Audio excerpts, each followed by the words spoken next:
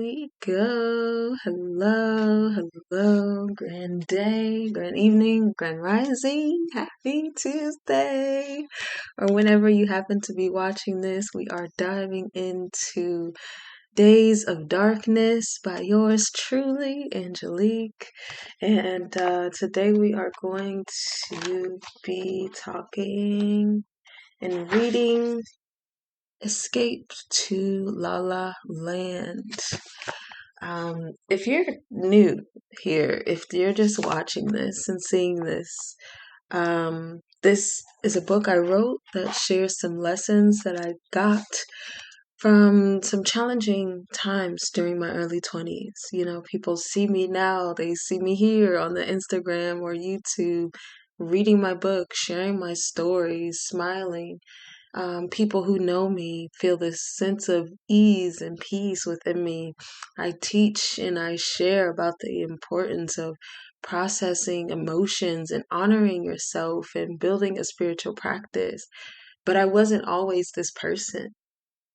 I used to be someone who was cynical and critical and self-judgmental, and that led me into relationships that weren't satisfying. It led me into work situations that drained the life out of me. It led me into almost ending my life. But through a beautiful moment of divine intervention, that attempt didn't work out the way that I had planned for it to. And I was able to see the other side, and I was able to, hello there, I'm not sure who you are specifically, blossoming beauty from within, but you're definitely a divine expression of beauty, I can tell. If you want to drop your name in there as well, please do.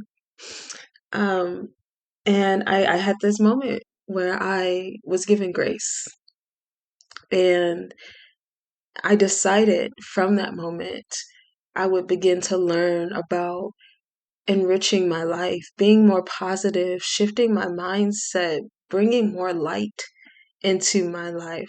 Oh, hey, Nay. Thank you for being here.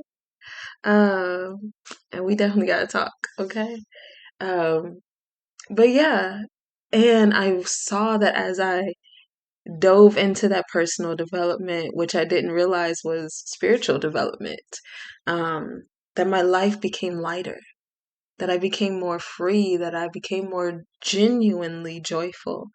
And now I'm committed to supporting other individuals through this book, through workshops, through my art, through just holding community spaces, any way that I can to allow people to see and to practice and to talk about the light that's within them and the darkness that's within them. One of the major things that has supported me on this journey is realizing that it's okay to talk about my experience. We often have this sense that if we, especially as Black women, we have this sense that we have to struggle alone, that we have to be in pain alone, that every hardship we have to be strong enough to navigate ourselves. But that is simply not true, especially when it comes to mental wellness, when it comes to that inner dialogue. Some of the stuff that I'm going to be saying and sharing as we get into the heavier chapters of this book, you're going to be like, whoa, I did not realize that you were there. I did not realize that those were your thoughts. I've had those thoughts too. And what's beautiful about that is we get to say them out loud. We get to say, yes, I've thought about ending my life because I was tired of existing on this planet. Yes, I've actually attempted to end my life because I was tired of being here on this planet. And know that that is not the truth of who we are. Know that those thoughts and those words don't have as much power over us as we think they do when we keep them held in secret and silent. So, yes, that's a little bit about what inspires me and encourages me to continue showing up here, and what came through as this book and what I hope it does in the world. Um, thank you. I really appreciate it.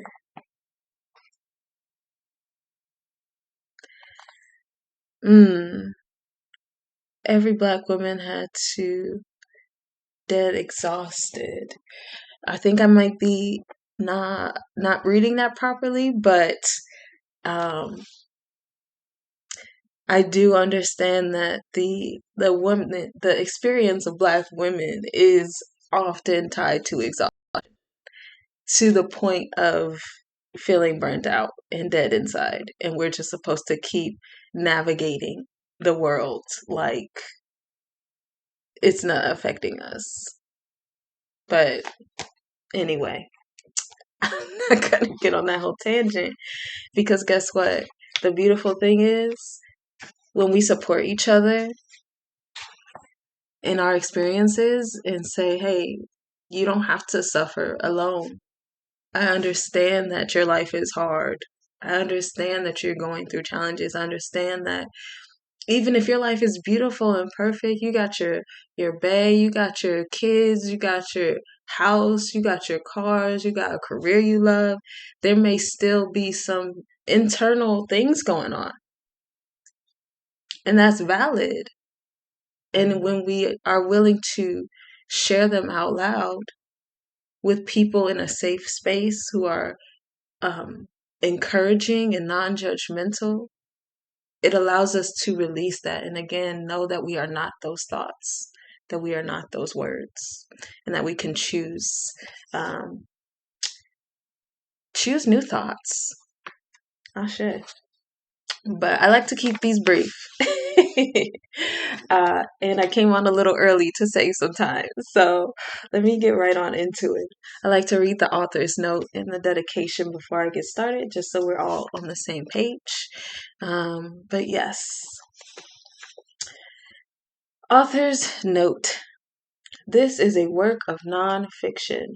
The events and experiences detailed herein have been described from the author's memory to the best of the author's ability. This publication is designed to provide personally experienced information in regard to the subject matter covered.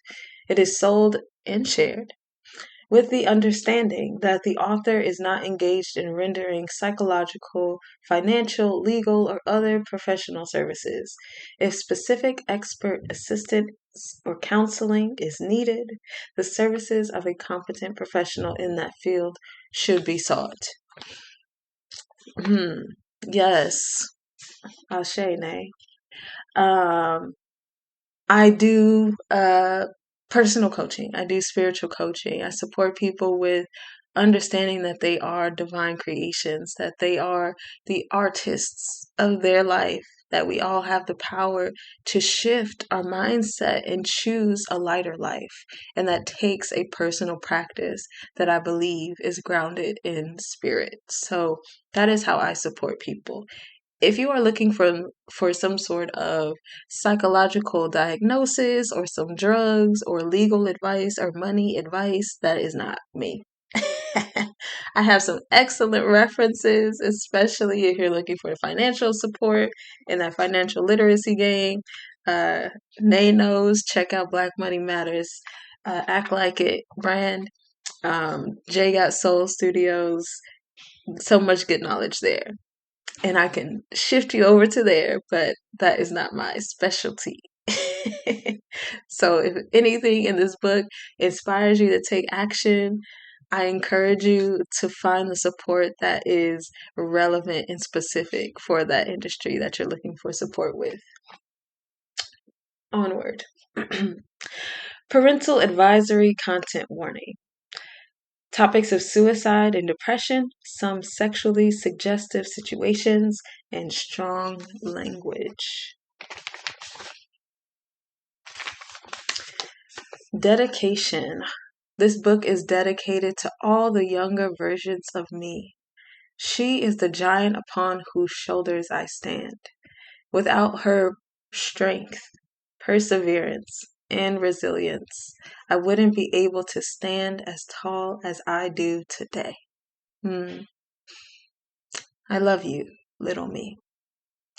Also, thank you to the virtual mentors who have poured light into my mind and heart.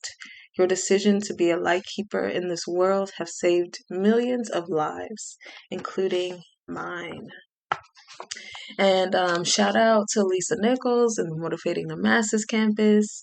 I will be attending Speak and Write in Oceanside in August 2026. So if you want to check that out, by all means, please do. It's a phenomenal experience. It's how this book came to being. So if you're looking for some inspiration and some community accountability to get your gifts out there, to start creating that life that you desire to live, highly recommend Speak and Write and the Lisa Nichols campus in general. But again,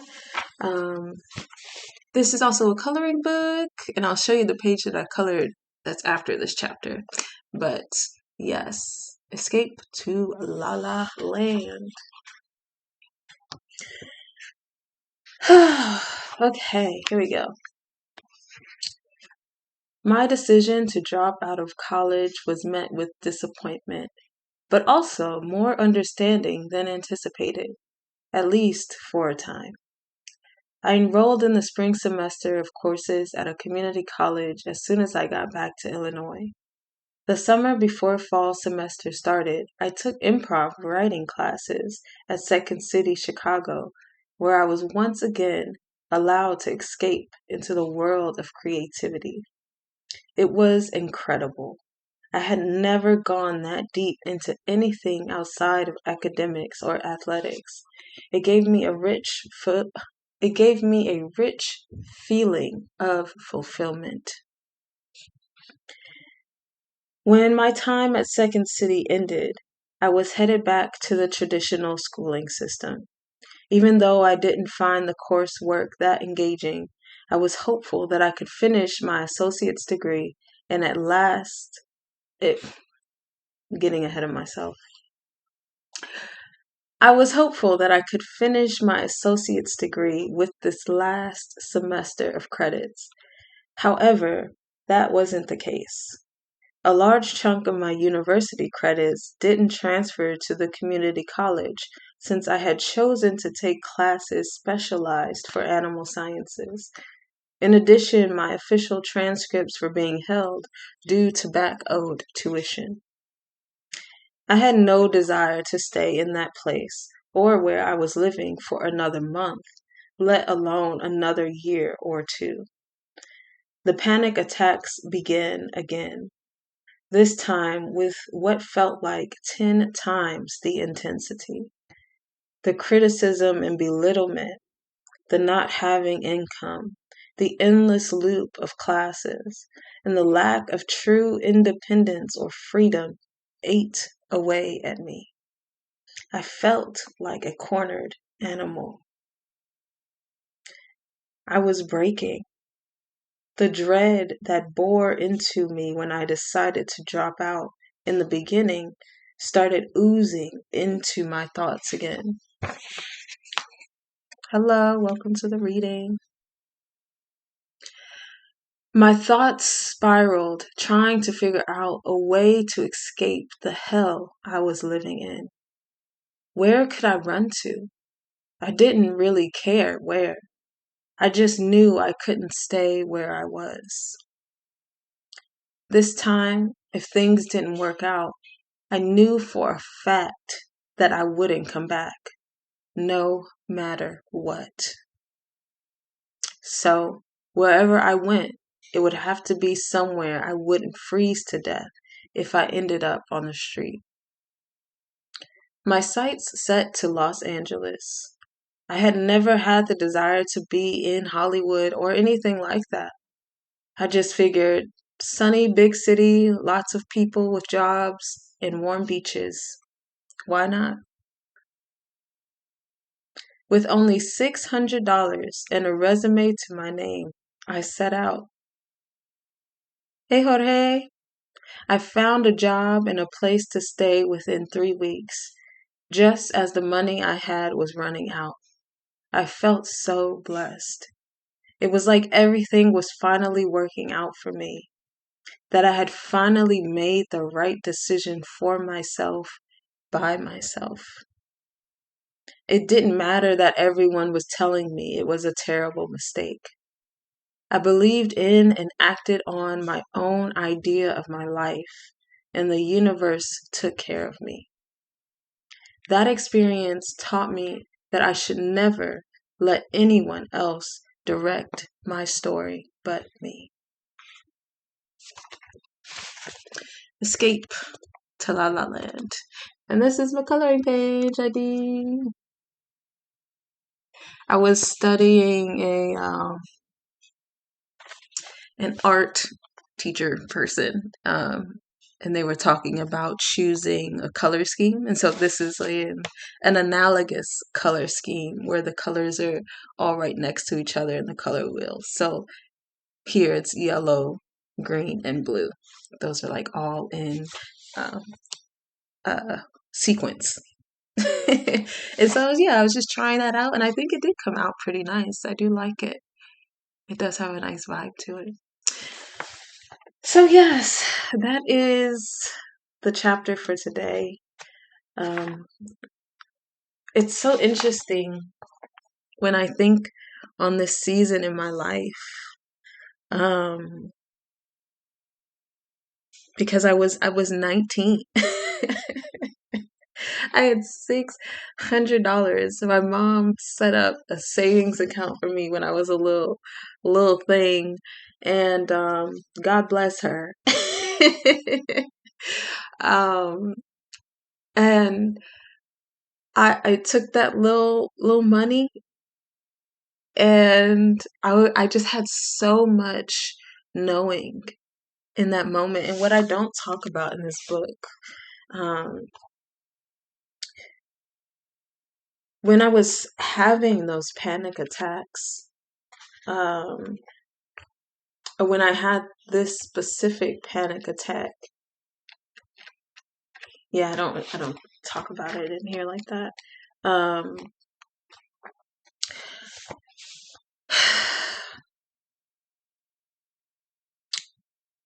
I'm not distinctly sure what triggered it, but I do remember having some sort of conversation with my mom about, you're an adult now and you need to get it together and blah blah blah. And again, I'm 19.